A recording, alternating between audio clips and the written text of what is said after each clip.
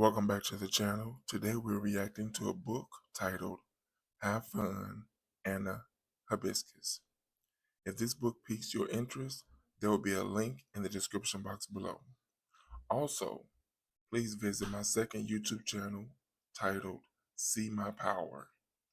It's the men's version to this YouTube channel. Help me get this video to 1,000 likes, and as always, don't forget to like, share, watch more videos, and subscribe to the channel. Recorded Books presents an unabridged recording of Have Fun, Anna Hibiscus by Atinuke. Illustrated by Lauren Tobia. Narrated by Mutiat Adesalu. At the sound of the tone, turn to the first page of the story.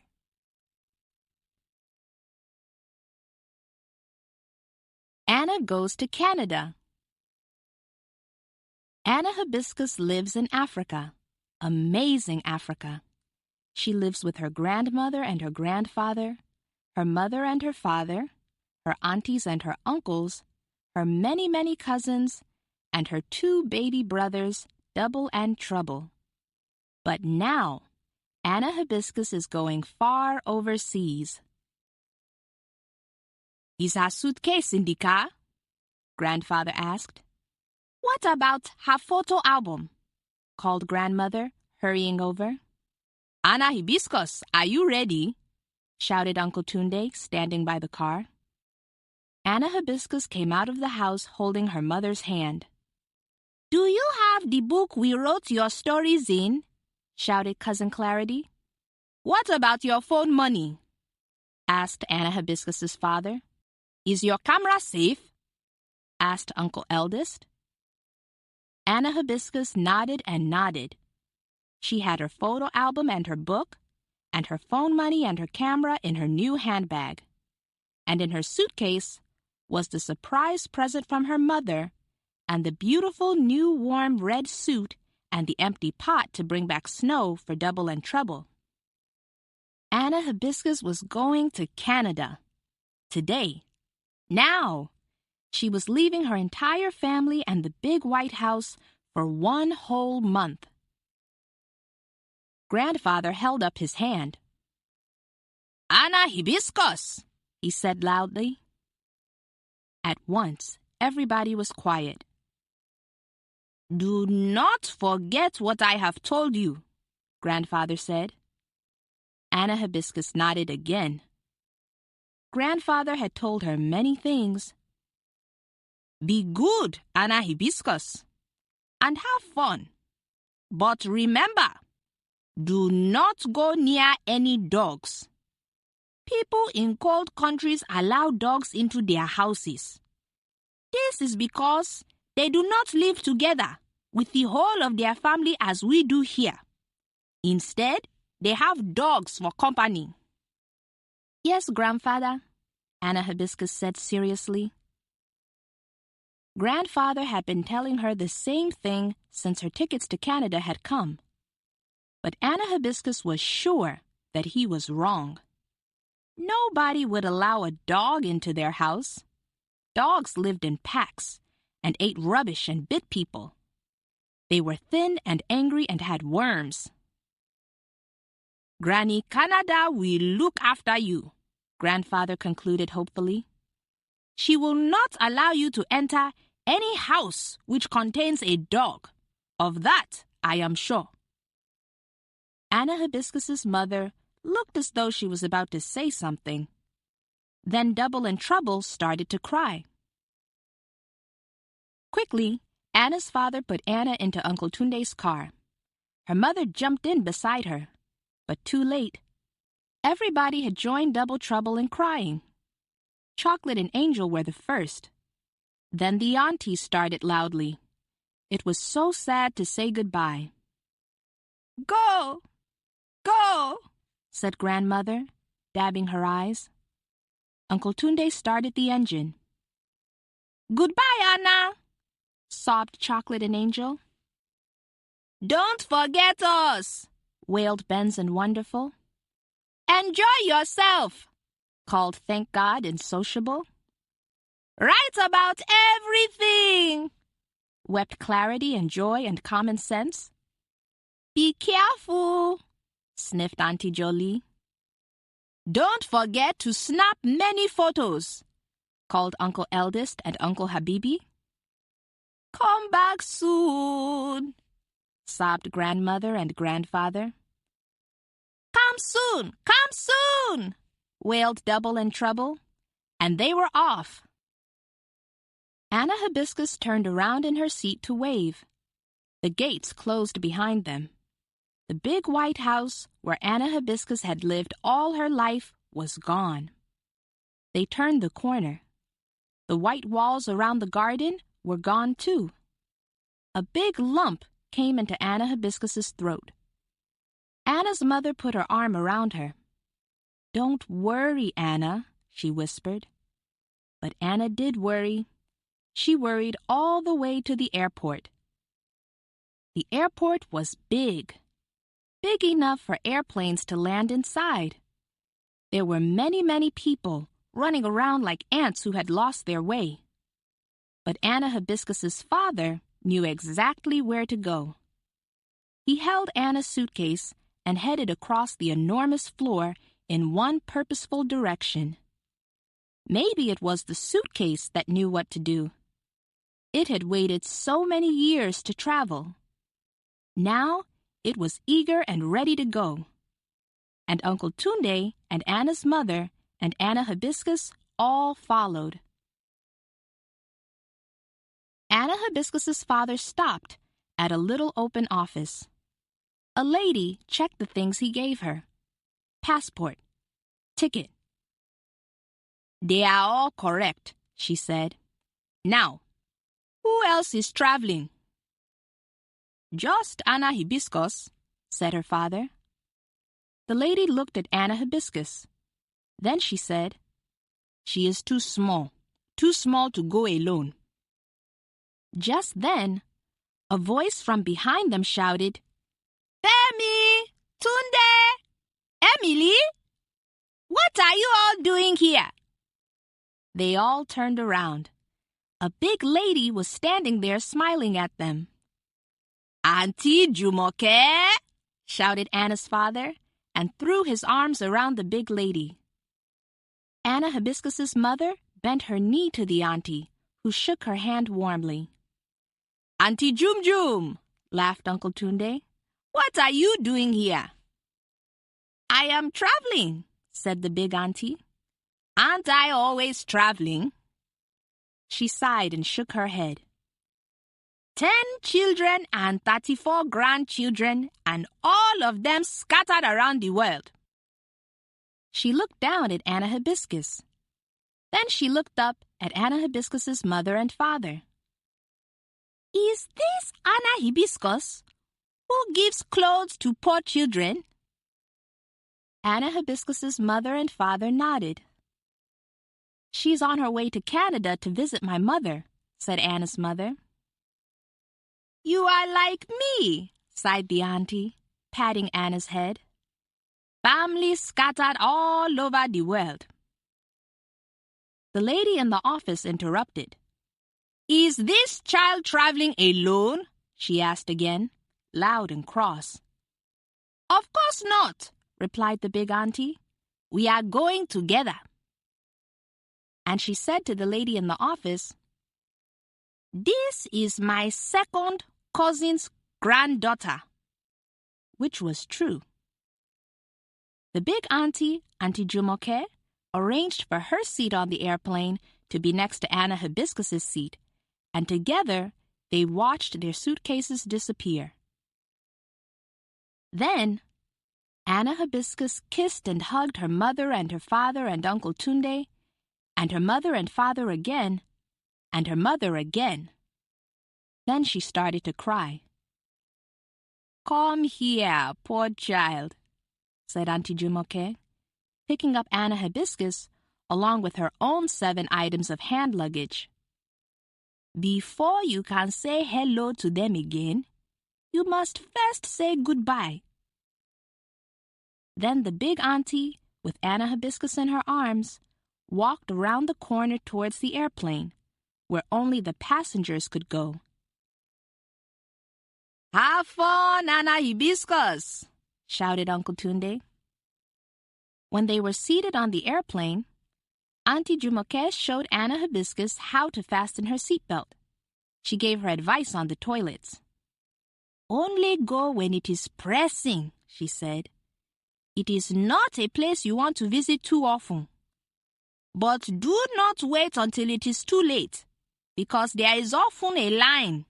People are so slow." Then the plane took off. It carried Anna Hibiscus away from Africa and the beautiful city and her whole family. Anna Hibiscus held her handbag tight to stop herself from being frightened.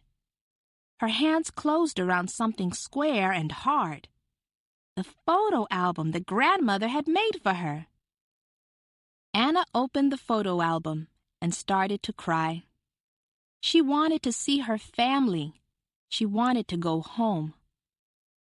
Auntie Jumoke leaned over her shoulder. She pointed at a photo of Anna Hibiscus's father. "That boy," she sighed. "I remember one day I asked him to catch my young cockerel.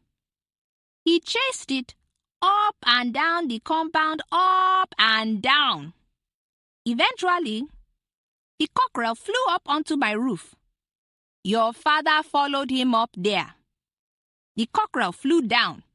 Your father could not. He had to remain there until we sent someone to the next village to borrow a ladder." Anna Hibiscus stopped crying and started to laugh. Before she stopped laughing, Auntie Jumoke told her another story, this time about Auntie Jolie. "I sent that girl to the river to wash clothes one day. At her own house, she was used to washing at the tap.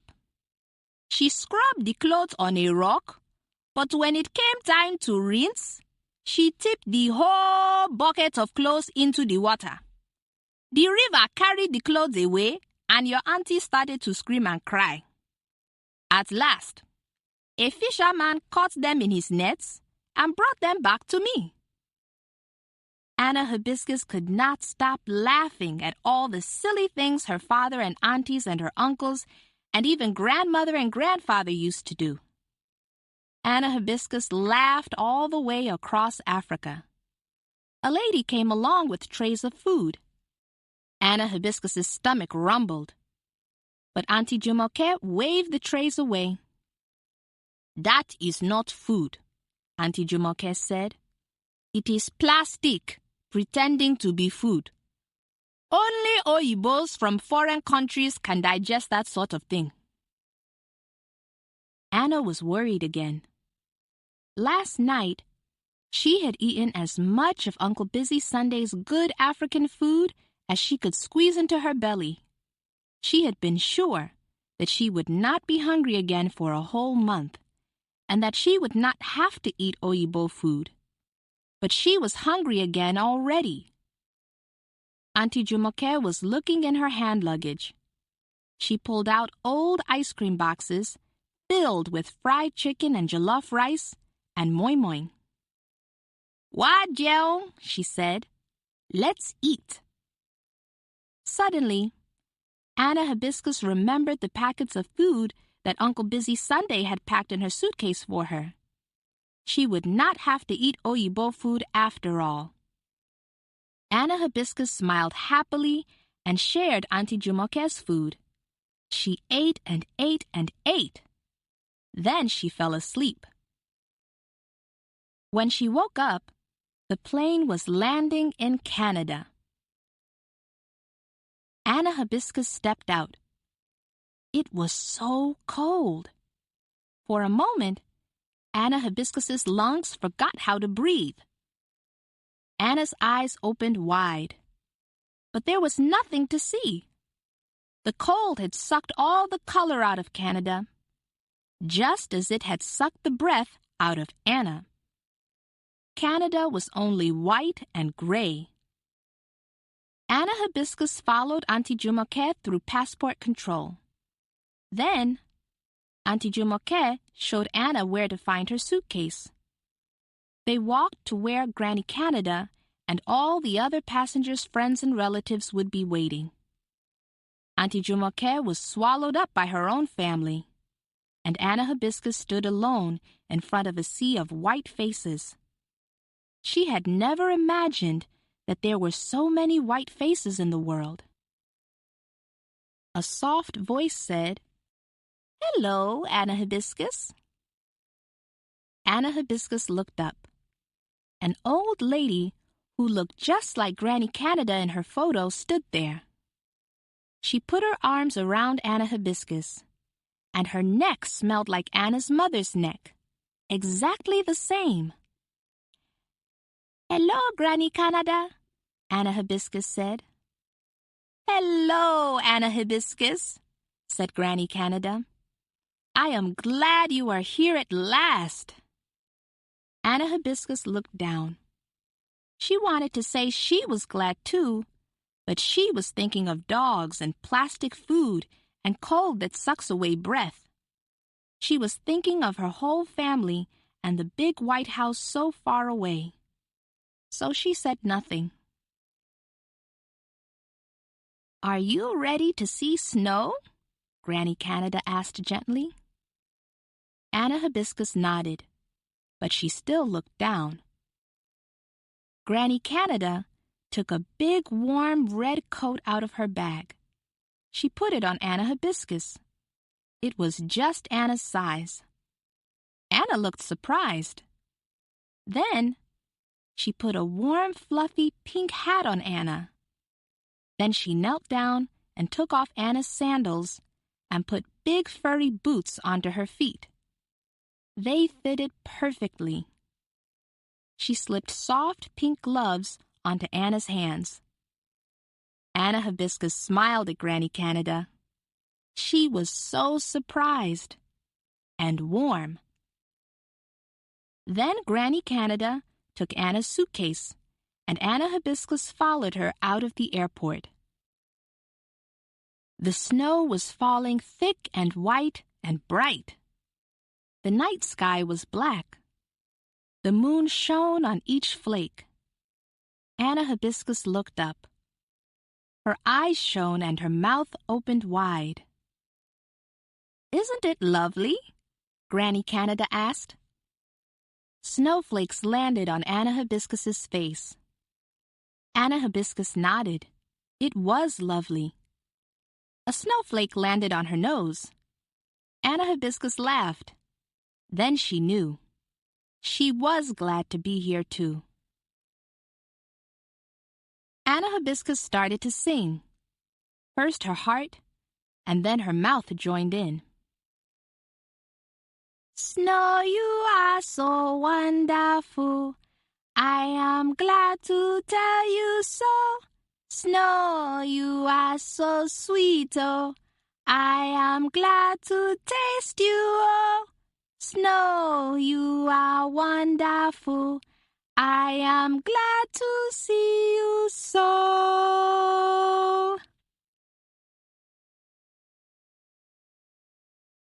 Anna's first day. Anna Hibiscus is in Canada. Africa, amazing Africa, is very far away. Canada, cold Canada, is where she is now. It is her first day. Anna Hibiscus woke up. The sheet covering her was so heavy. "Where am I?" she thought. There was something warm in her arms. Anna Hibiscus squeezed it. It was soft. She remembered a hot water bottle covered with knitted hibiscus flowers. A surprise from her mother. Her nose was cold. And suddenly, Anna Hibiscus remembered where she was. Canada! Anna jumped straight out of bed. She ran across the cold floor and looked out of the window. Snow! Snow! Nothing but snow! Anna Hibiscus sighed happily. She turned around to tell her cousins, but there was nobody there. Only an empty bed piled high with blankets and duvets and a lonely pink hot water bottle. Anna Hibiscus was alone. For the first time in her life, she had woken up alone. There was a knock on the door. Anna Hibiscus rushed to open it. It was Granny Canada and a dog, a big white dog with sharp pointed teeth who jumped into the room. Anna Hibiscus closed her eyes and screamed. "Kimmick," said Granny Canada's voice. "Down! Out!" Anna Hibiscus heard the door shut. The dog was gone. "Anna," said Granny Canada's soft voice, "I'm sorry. I did not know that you were afraid of dogs." Anna Hibiscus did not say anything.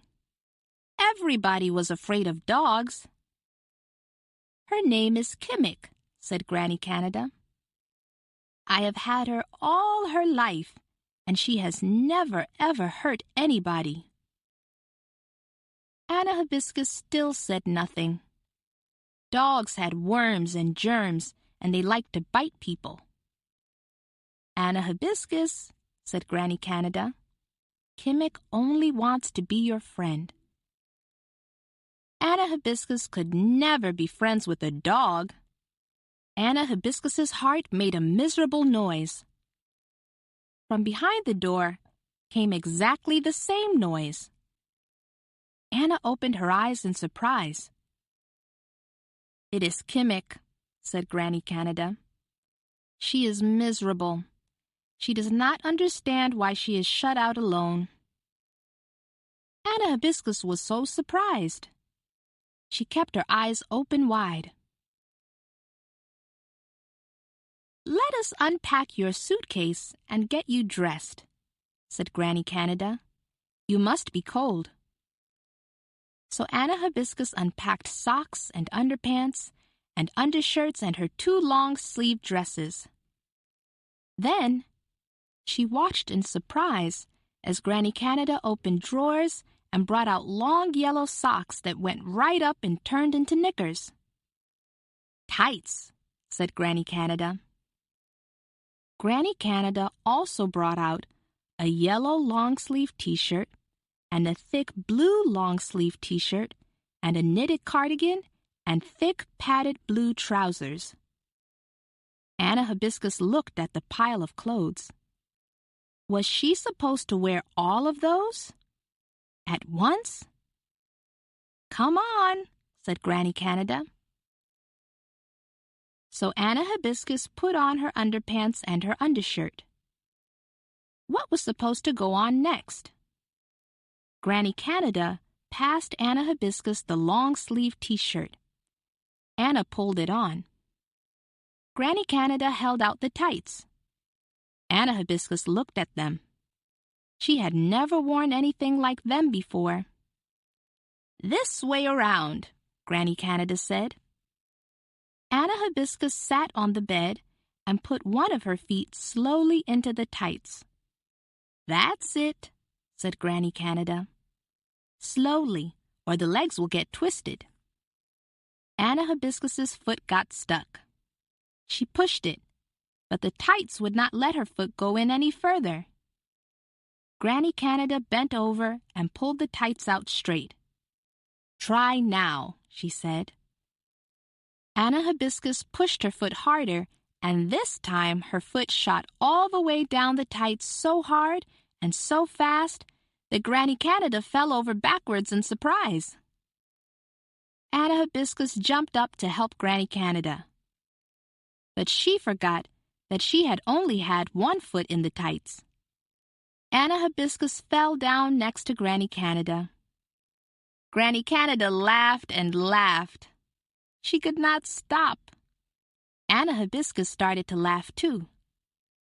At last, Granny Canada took a handkerchief out of her pocket and wiped her eyes. "Let's start again," she said. She took the tangled leg of the tights and bunched it up open so that Anna Hibiscus could fit her other foot straight into the foot of the tights. Granny Canada pulled the tights all the way up Anna Hibiscus's legs to her waist. "I think it is safe to get up now," she said. Anna Hibiscus got up. She looked down at her legs. They were yellow. They were so yellow that they did a little yellow dance. Anna Hibiscus was surprised. She did not know that her legs would like being yellow so much. Granny Canada smiled. She passed Anna Hibiscus the rest of her clothes, and after a lot of wriggling and pushing and straightening and pulling, Anna Hibiscus was in. "Breakfast?" asked Granny Canada. Anna Hibiscus's stomach rumbled in reply. "Coming?" asked Granny Canada, with her hand on the door. Anna Hibiscus did not answer. She did not move. Then she said, "Dogs have gems, and they like to bite people." "Not all dogs," said Granny Canada. "Have you ever been bitten by a dog?" Anna Hibiscus shook her head. "I have never been near to a dog to let it bite me," she said. "You have never been near a dog?" asked Granny Canada in surprise. Anna Hibiscus shook her head. "Never stroked a dog?" Anna Hibiscus shook her head hard.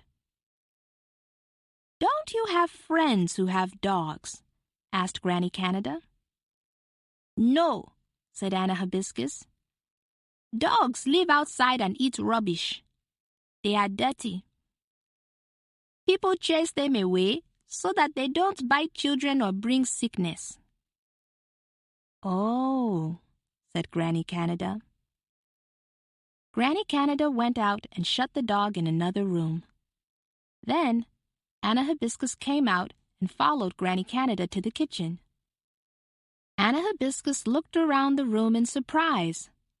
There were cupboards and a sink and a fridge, and there was also a sofa and armchairs and a table in the middle. It was not just a kitchen. It was a kitchen, living, dining room. Anna had never seen one of these before. Granny Canada opened cupboards and started putting packets on the table. Anna Hibiscus remembered what Auntie Jumoke had said about plastic food. Anna Hibiscus ran down the corridor and back to her own room. When Granny Canada turned around, Anna Hibiscus was sitting at the table, surrounded by packets of red, spicy-looking food. "That looks good," said Granny Canada. "Shall I put the chocolate cereal away?" Chocolate cereal! Anna Hibiscus's eyes opened wide. Once, Auntie Comfort had brought cereal from America for the cousins, but not chocolate cereal. Anna Hibiscus looked at Uncle Busy Sunday's packets. She could eat them any time. She could eat them for lunch. "Chocolate cereal for breakfast, I think," Anna Hibiscus said. She wished that her cousins were here to share this. Anna could not wait to phone and tell them all about it. Thinking about her cousins made her feel sad. But she could not phone now. They would still be asleep. So after breakfast, to cheer herself up, Anna Hibiscus read to Granny Canada from the book where her cousins had written down all her adventures. Granny Canada loved the bit where Anna sold oranges on the street. She loved the bit where Double and Trouble ate all the sweets. Anna Hibiscus showed Granny Canada the photos in her album of everybody in her stories. That made her feel sad again. A tear dripped off Anna's nose. Then the dog barked.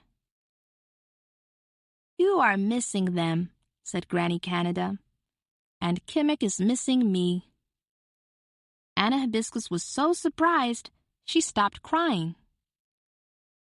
Granny Canada took down her big photo album and showed Anna the photos. "Who is this in the snow?" Anna Hibiscus asked, pointing at a brown photograph of a small man surrounded by snow. "That is your great-great-grandfather," said Granny Canada. "His smile reminds me of someone." "My great-great-grandfather?" said Anna Hibiscus. She had forgotten that Granny Canada's family was her family too. "Yes," said Granny Canada. "He lived out on the snow and the ice all his life." "Wow!" thought Anna Hibiscus. Maybe that was why she loved snow so much, because she had a snow family too. "He loved snow," said Granny Canada. "But one day, he almost died out on the ice." "How did he almost die?" asked Anna Hibiscus. "He was hunting a seal when he fell through the ice and into the frozen sea." "What happened?" asked Anna Hibiscus. Granny Canada smiled. "Luckily, someone else was there and he was rescued." "How?" asked Anna. "He was pulled out of the hole in the ice," said Granny Canada. "Someone risked their own life to save him." "Who?" gasped Anna Hibiscus. "His favorite dog," said Granny Canada. "His dog?" Anna Hibiscus was shocked. "Oh, yes," said Granny Canada. "He had many dogs. They pulled his sled and helped him hunt food. Our family could not have survived out on the snow without dogs, and this one saved him from certain death." "From sudden death," gasped Anna Hibiscus. Granny Canada pointed to a photo of a big white dog with white pointed teeth. "If the first Kimmick had not saved your grandfather, I would not have been born," said Granny Canada. "Nor would your mother." "Oh," said Anna Hibiscus. Then she thought, "Nor me. I would not have been born either." Granny Canada said, "Time for a walk. Let us go and see the snow we love. Kimmick must come. She needs exercise." So Anna Hibiscus and Granny Canada and Kimmick went for a walk in the snow. Granny Canada kept Kimmick on a strong leash. Anna Hibiscus stayed well away from her big teeth, but she looked at her out of the corner of her eye. "She is the many times granddaughter of the first Kimmick," said Granny Canada. "Oh," said Anna Hibiscus again. Then she stopped looking at Kimmick and looked at the snow instead. Heaps of snow, banks of snow, fields of snow. Out of a snowdrift, the chimney was pouring smoke. Anna Hibiscus laughed out loud. That was not a snowdrift. That was a house.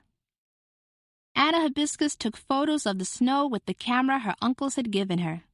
She took lots of the snowdrift chimney and laughed again. Then Granny Canada took photos of Anna in the snow. Anna ran across the snow. It was crunchy and hard. She made snowballs. She and Granny Canada made snow angels. They made a snowman. "Time to go in now, Anna Hibiscus," said Granny Canada. But Anna Hibiscus was running on the snow, listening to the crunch, crunch, crunch. She wanted to run forever across the bright and shiny snow and never stop. "Come on, Anna," called Granny Canada, "before you get too cold."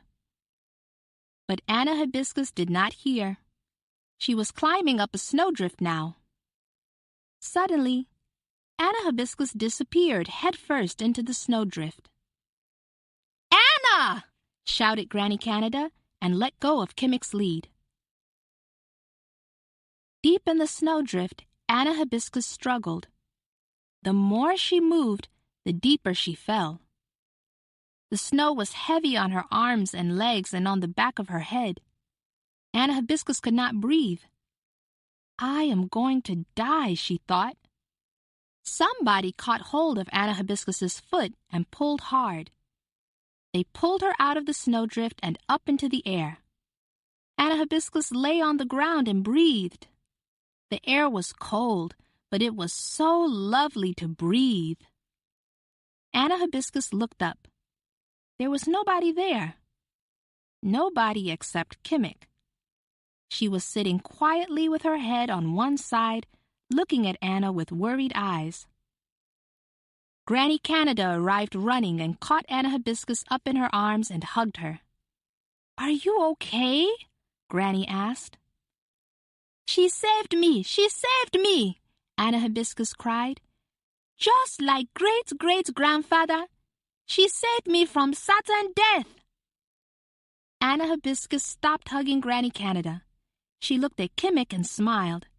Then she very carefully stroked the big white dog. "Thank you for saving me," Anna Hibiscus said. Then she smiled and she smiled. And suddenly, Granny Canada realized exactly who great-great-grandfather's smile reminded her of. Why, Anna Hibiscus, of course.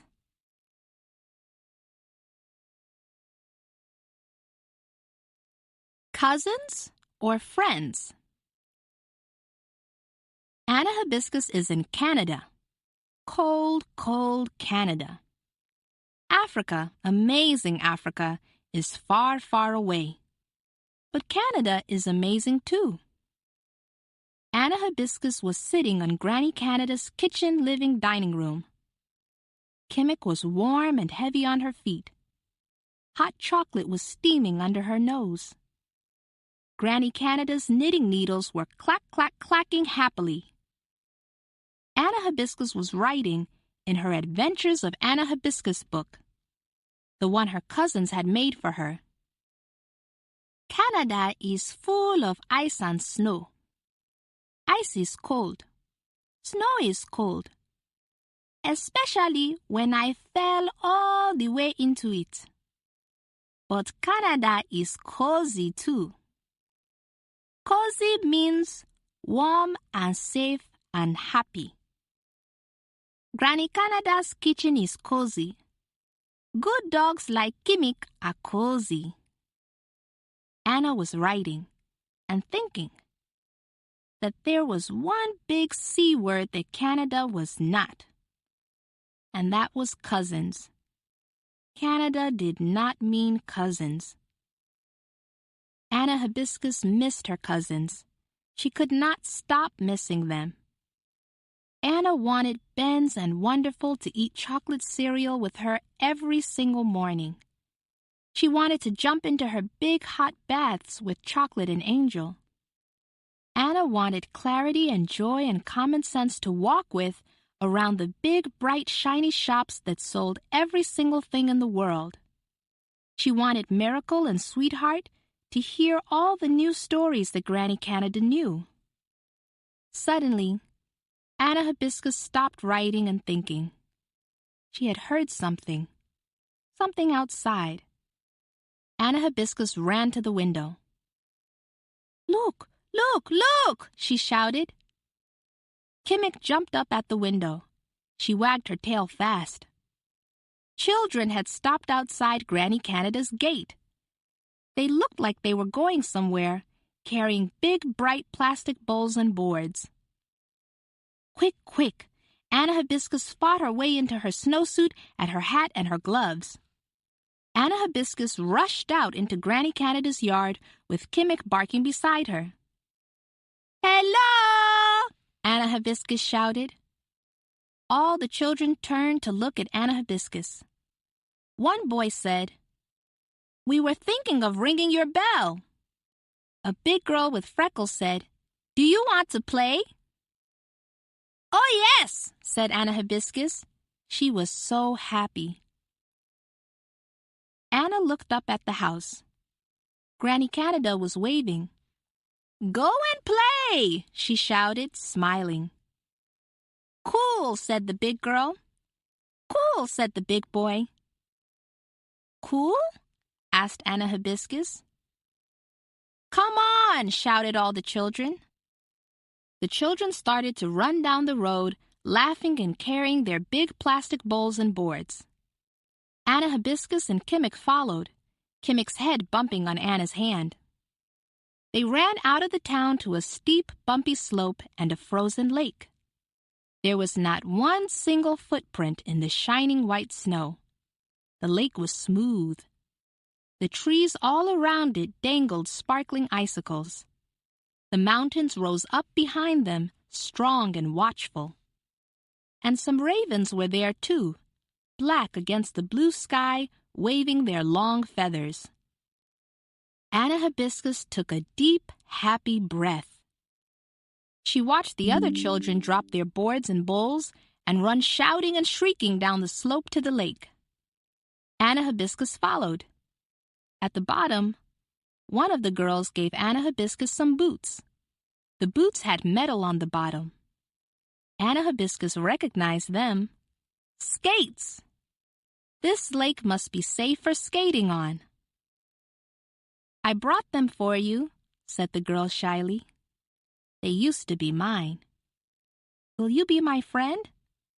I never had a friend from Africa before." Anna Hibiscus did not know whether to say yes or no. Did the girl want to be her friend only because she was from Africa? So Anna just put on the skates. She had seen so many photographs of her mother skating. Anna Hibiscus wanted to skate too. It looked just like flying. Anna Hibiscus stood up on the ice and fell down on her face. Ow! Everybody laughed.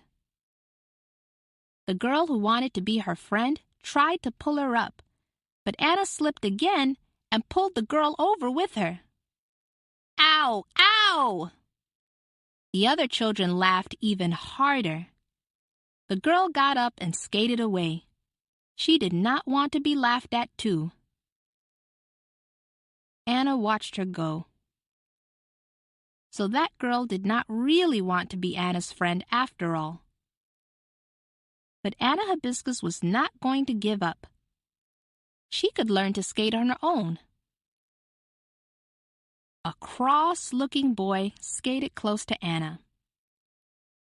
"You can't skate because you are African," he said. Anna Hibiscus sat down on the ice with a thump. She wanted to shout, but there was a big hard lump in her throat. She took off the skates. She wanted to go back to Granny Canada's, but she did not know how to get there. The other children skated for a long time. When they were finished, Anna followed them back up the slope towards the town. They were all talking to each other and laughing.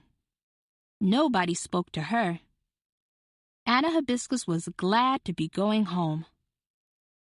But when the children got to the top of the slope, they picked up the bowls and boards they had left there and turned to face the lake again.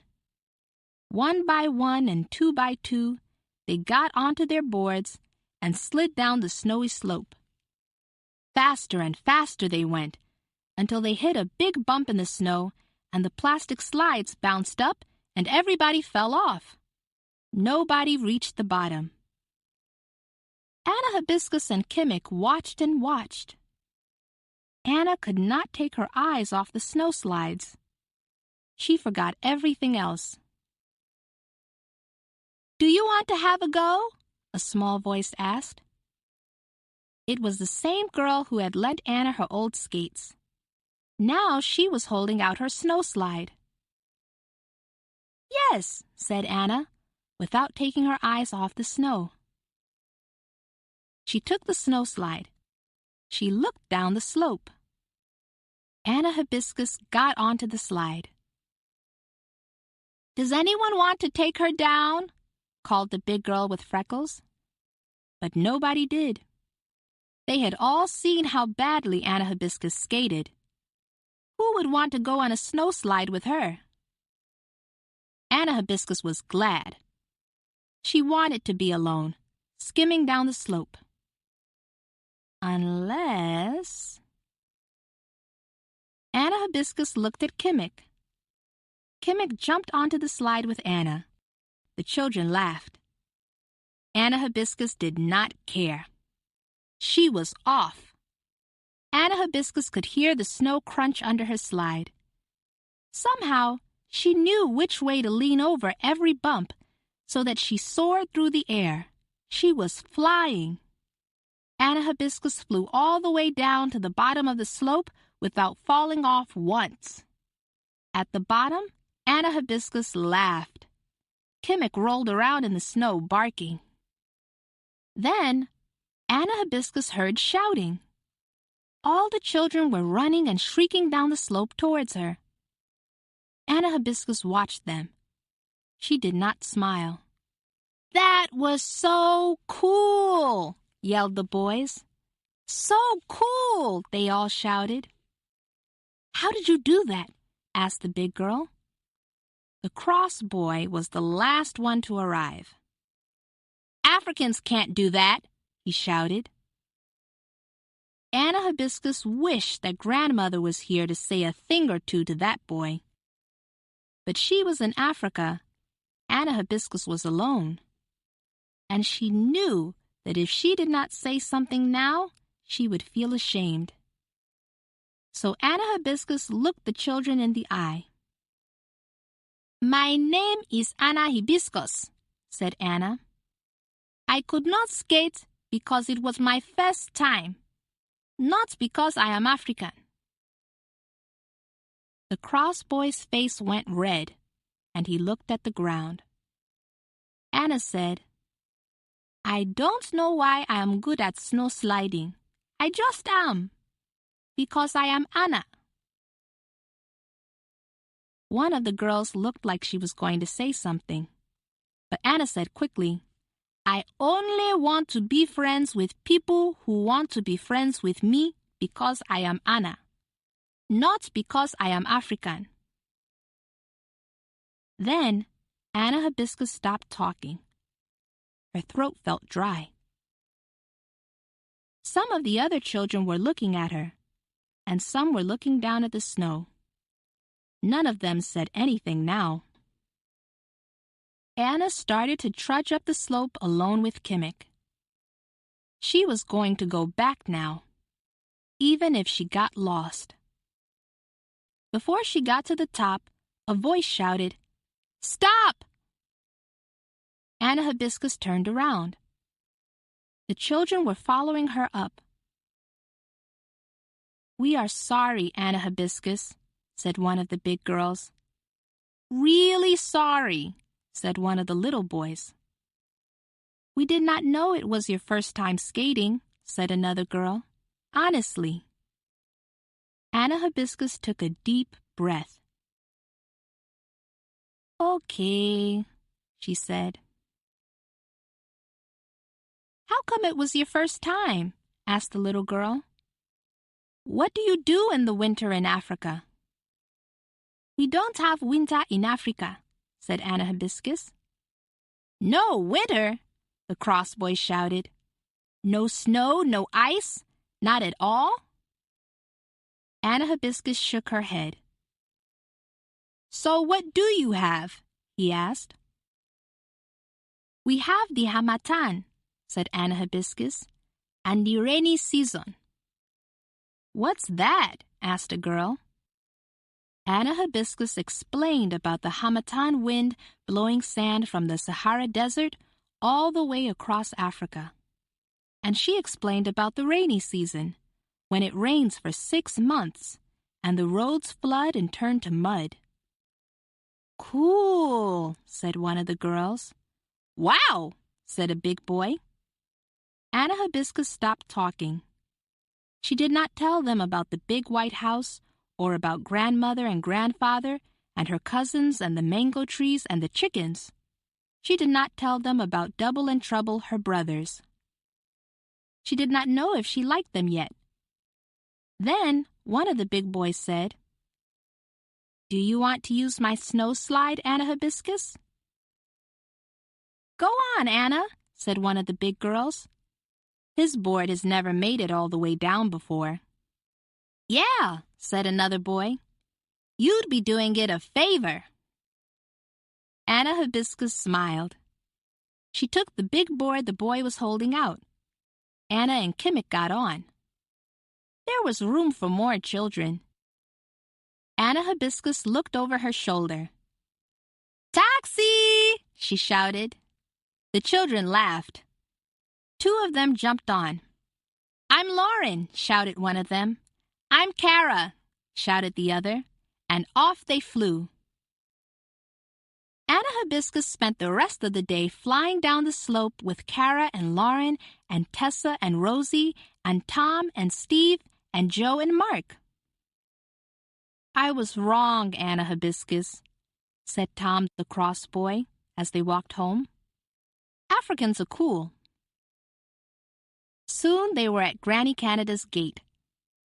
"See you tomorrow!" everybody shouted. "We'll come and get you," said Kara. "We'll bring our slides," said Tom. "And our skates," said Lauren. Everybody laughed. "Do you want to play with us again tomorrow?" Rosie asked. "Yes," said Anna Hibiscus. "Definitely." "Cool!" shouted all the children. "Canada is so cool," Anna Hibiscus told Grandfather that night on the phone. "Don't you mean cold?" His voice crackled. "Let me hear her," Anna heard Grandmother's voice say. "Canada is cool," Anna told Grandmother. "She means cold," Grandmother's voice said to Grandfather. "There are no cousins here," Anna told Angel and Clarity and Benz. "But I have got friends," she told her mother. "Friends?" asked Double. "Friends," said Anna Hibiscus. "They are not so kind as cousins, not so brilliant as brothers, but they are cool. Friends are definitely cool." Anna's Christmas in Canada. Anna Hibiscus is in Canada. Cold, cozy, cool Canada. It was Christmas Eve. Anna Hibiscus was in the kitchen living dining room with Granny Canada. She had been there for days, mixing butter and sugar, sifting flour and baking powder, beating eggs and cream, measuring cinnamon and nutmeg and ginger, stirring in cherries and raisins and currants, melting chocolate and molasses. Can you guess what she was making? Sweet pastries and mince pies, rich fruitcakes and chocolate Yule logs, pumpkin pies and trifle, eggnog and gingerbread houses. Christmas food, of course. Anna Hibiscus had never tasted Canadian Christmas food before. She had heard about it from her mother. She had wondered what it tasted like. Now she knew. It tasted like heaven. Sweet and creamy and rich and heavenly. Anna Hibiscus stopped stirring and mixing and beating for a second. At home, in the big white compound in Africa, the goats and chickens would be fattening. Uncle Busy Sunday would be frying a mountain of rice and crayfish. Bean curd moi moi wrapped in plantain leaves would be boiling in oil drums. Aunties would be pounding creamy yams. Anna Hibiscus's mouth was watering. Canada's Christmas food tasted like heaven. It was true.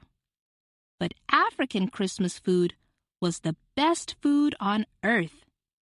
Spicy and savory and mouth-watering. Granny Canada looked at Anna Hibiscus. "Excited about tonight?" she guessed. Anna Hibiscus nodded. She was very excited. Tonight, she was going carol singing in the snow for the very first time. But first, said Granny Canada, the Christmas tree. Anna Hibiscus ran to the sink to wash her hands and hang up her apron. Granny Canada brought out the big box of Christmas decorations. Decorations that were already old when Granny Canada was a girl. Anna Hibiscus was amazed to see tiny candle holders and carved wooden reindeer. There were baubles made of colored glass, and snowflakes baked with cinnamon and painted with glue to make them shiny. Anna Hibiscus and Granny Canada hung them all carefully on the tree. Last of all was the Christmas angel.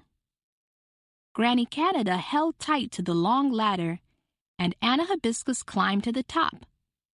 Anna Hibiscus carefully tied the angel to the top of the tree with the ribbons behind her big golden wings. Then, Granny Canada and Anna Hibiscus stood back and looked at the beautiful, glittering, sweet-smelling tree. It was the most beautiful tree Anna had ever seen.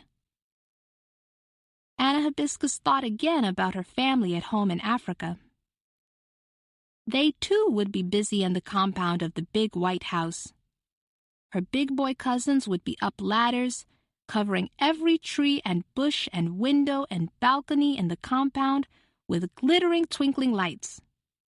The whole compound would become magical and loud with Christmas carols played from every radio around. Anna looked out of the window again. Granny Canada's yard was decorated in bright, silent snow. Anna Hibiscus sighed happily. It was lovely here, and it was wonderful there. Now she was here, but soon she would be back there. Everything was perfect. "Time to get ready," Granny Canada said. Anna Hibiscus ran to put on her most beautiful clothes, ready for the carol singing. She chose the red suit that her African aunties had made especially to keep out the Canada cold. It had a full skirt that twirled when she turned around, and a jacket and even a little hat to match. "You look gorgeous," said Granny Canada. "All red, like the winter berries in the snow."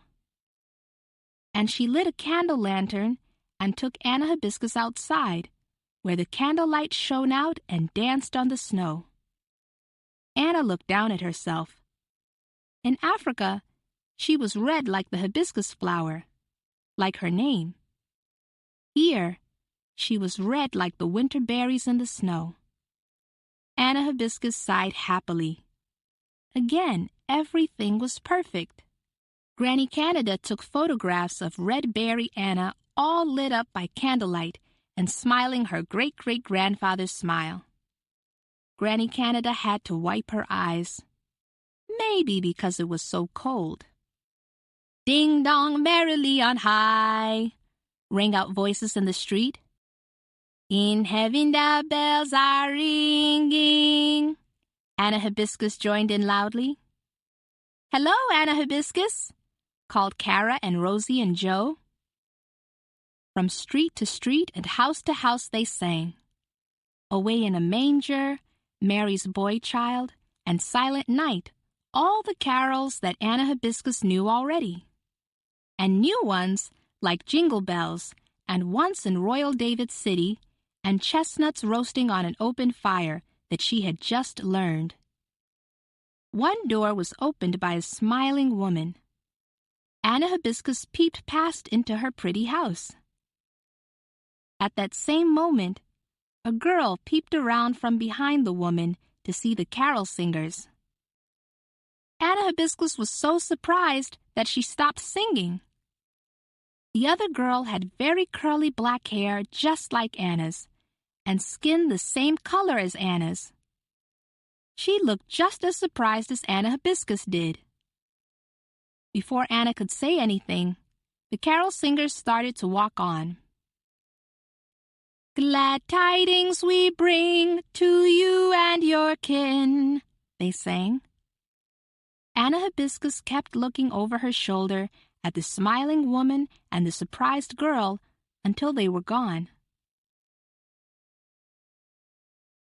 Christmas morning, Anna Hibiscus woke up early.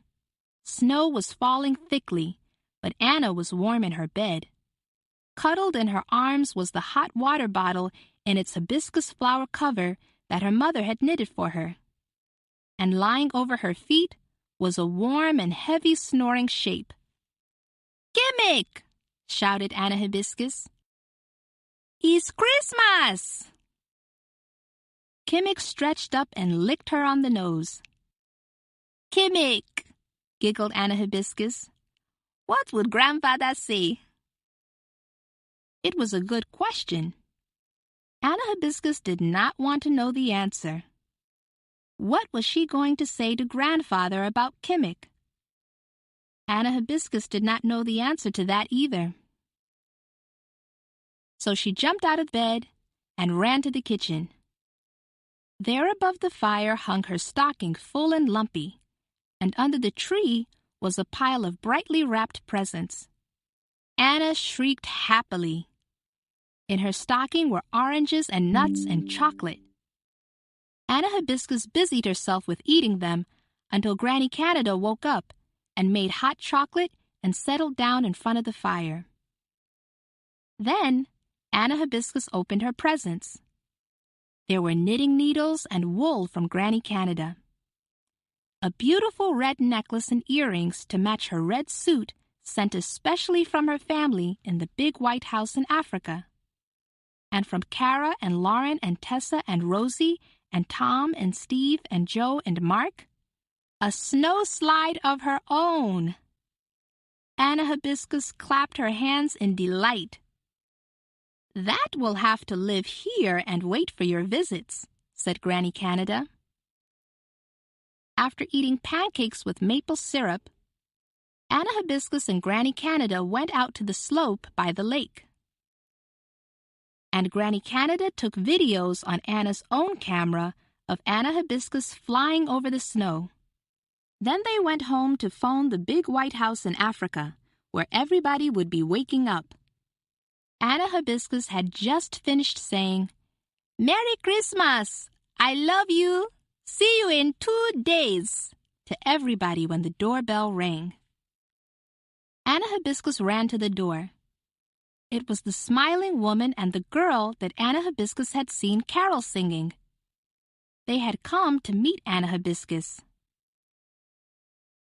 "I am Tiger Lily," said the girl shyly. "And I'm Anna Hibiscus," said Anna. "I'm from Africa." She waited for Tiger Lily to say that she was from Africa too. "I'm from Canada," said Tiger Lily. "Oh," said Anna. "But in 2 days I'm going to Africa," Tiger Lily said. "Me too," said Anna excitedly.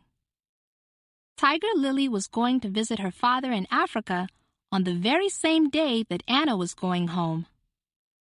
Then they discovered that Anna Hibiscus's father and Tiger Lily's father lived in the very same African city, which was amazing because Africa is huge and has 53 different countries and zillions of cities. "But I have never been to Africa before," said Tiger Lily, looking very worried. Anna looked at Tiger Lily's face. She said, "I had not been to Canada before either. I had not even met Granny Canada before I came." Tiger Lily looked at Anna Hibiscus sitting happily on Granny Canada's lap. She stopped looking so worried.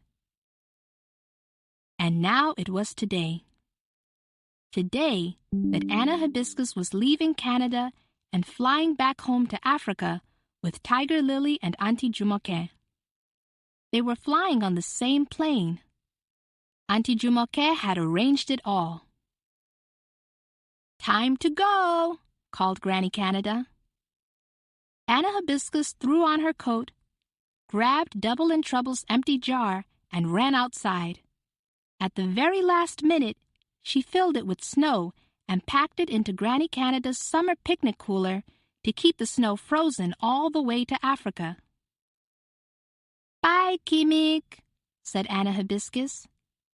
Kimik barked, and Anna Hibiscus put her arms around her neck. "You are my best friend," she whispered. "My very best friend."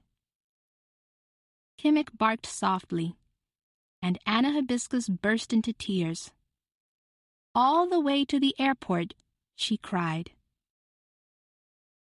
There, they met Tiger Lily and her mother. Tiger Lily was crying too. Auntie Jumoke was waiting for them with one huge overflowing piece of hand luggage. She took one look at the two girls and started to laugh. "This one," she said, patting Anna Hibiscus's head, "seems to cry before boarding a plane no matter which direction she is headed." "And this one," said Auntie Jumoke, putting her arm gently around Tiger Lily, "will also be crying when it's time to come back." Then Auntie Jumoke said to Tiger Lily's mother, "I will personally visit her every day and vouch for her happiness. If she is not happy, I will return her immediately myself." So Tiger Lily stopped crying and smiled. Then Granny Canada bought a big Canada sticker from the airport shop, and Anna Hibiscus stuck it proudly onto the suitcase that Grandfather had given her. Granny Canada hugged Anna Hibiscus. "I love you so much, Anna Hibiscus," Granny Canada said. "Come back soon." "I love you too, Granny Canada," Anna Hibiscus said. "Thank you for telling me all the stories about great-great-grandfather and making hot chocolate and Kimik." Anna Hibiscus burst into tears. "Time to go," said Auntie Jumoke. Auntie Jumoke led them to where only the passengers could go. She loaded them onto the plane. She gave them advice about seat belts and toilets. Then she unpacked her hand luggage. Jollof rice and moi moi and fried fish and yam balls and hot red spicy stew. Tiger Lily looked worried. Anna Hibiscus smiled and opened her bag. She took out the sandwiches and yogurt and chips that Granny Canada had packed for her. "Have these," she said, giving them to Tiger Lily. "Are you sure?" asked Tiger Lily. "Yes," said Anna Hibiscus. Her stomach growled. She could not wait to eat the jollof rice and moi moi. And she had chocolate cereal in her suitcase, enough to last her and her cousins for a whole year. Auntie Jumoke sighed and shook her head as the girls swapped their food. Tiger Lily smiled. "And Anna Hibiscus?" Anna Hibiscus laughed.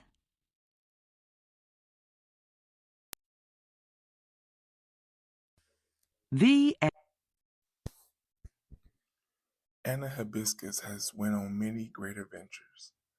Let me know in the comments your thoughts about this adventure. And as always, don't forget to like, share, watch more videos, and subscribe to the channel.